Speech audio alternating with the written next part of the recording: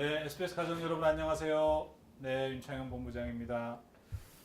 오늘 수업은요, 노동조합이 왜 미디어 홀딩스 체제 해체 그리고 지주에서 합병을 요구하고 있는지 보다 알기 쉽게 설명을 좀 드리려고 합니다. 현재 지주회사 체제 아래서 이렇게 흩어진 이 회사들 있잖아요. 이게 원래는 모두 SBS의 자회사 혹은 계열사들이었습니다. 하지만 지난 2004년에 사회하는 약속을 지키지 않았다. 이런 요구들을 하면서 SBS에 대한 그 방송국 제어가를 취소하자 이런 움직임들이 사회적으로 있었습니다. 이때 노동조합이 중심이 돼서 소유 경영을 분리하겠다. 그리고 방송 독립성을 강화해서 내부 개혁을 하겠다. 이렇게 이 사회 여론들을 설득하면서 가까스로 허가 취소 위기를 넘깁니다. 이후에 경영 투명성을 더 높이고 또 소유 경영을 분리해서 방송 자율성을 튼튼히 하겠다 이런 약속을 믿고 노동조합도 지금의 지주회사 체제로 전환하는 데 동의를 합니다. 2008년에 무슨 일이 있었어요? 이명박 정권이 출범하잖아요. 이명박 정권. 이때 정말 이 SBS 내부에서 심각한 권한 유착들이 벌어져요. 지주회사 전환 당시에 했던 좋은 약속들 이때 권한 유착과 함께 전부 다 폐기돼 버립니다. 소유 경영 분리 겉모습만 남고 실질적으로는 모든 약속이 폐기됐죠. 대주주 방송 사유화 더 강화됐습니다. 4대강 보도 통제 엄청나게 이루어졌습니다. 이때 모기업 태영은 오히려 2천억 넘게 공사를 수주했습니다. 박근혜 정권 들어서서는 정말 이루 말할 수 없는 방송 통제들이 계속 이어졌습니다.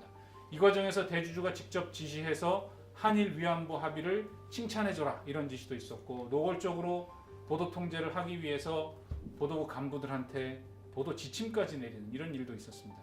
이러다가 무슨 일이 벌어지나요? 최순실 사태가 터지죠. 이때 KO 펀치를 맞고 SBS에 대한 사회적 신뢰가 정말 바닥까지 추락합니다. 지주회사 전환 당시에 했던 약속들이 폐기되면서 신뢰 위기가 벌어지고 이게 다시 전사적인 위기로 확대가 되는 겁니다. 더 심각한 것은요.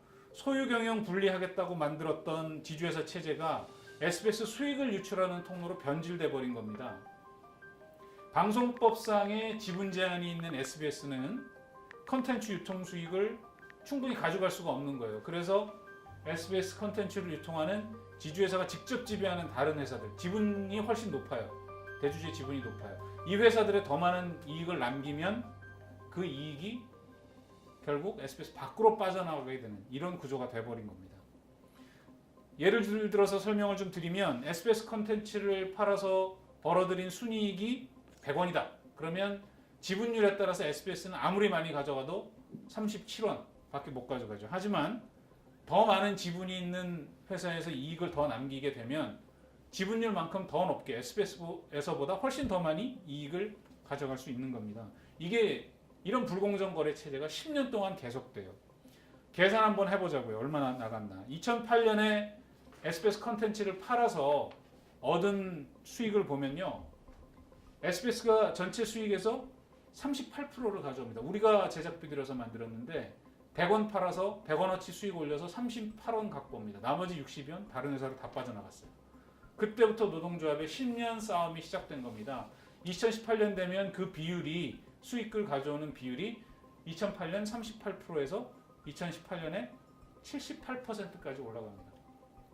처음부터 SBS가 그 정도의 몫을 가져왔더라면 적어도 3,800억 정도의 수익이 SBS에 더 귀속될 수 있었다는 겁니다. 그 돈으로 제작비에 충분히 투자하고 미디어 환경 변화에 대비했더라면 지금 우리의 상황이 어떨까요? 이 한숨이 나오는 그런 대목입니다. 처음엔 징검다리 흑자를 겪어요. 근데 지금은 징검다리 적자로 전환을 해서 장기 적자로 그래프가 지금 나쁘게 빠져가고 있습니다. 이렇게 지속이 되면요, 우리 임금이 문제가 아니고 이 회사를 언제까지 다닐 수 있을지를 장담할 수 없는 상황이 돼가는 겁니다.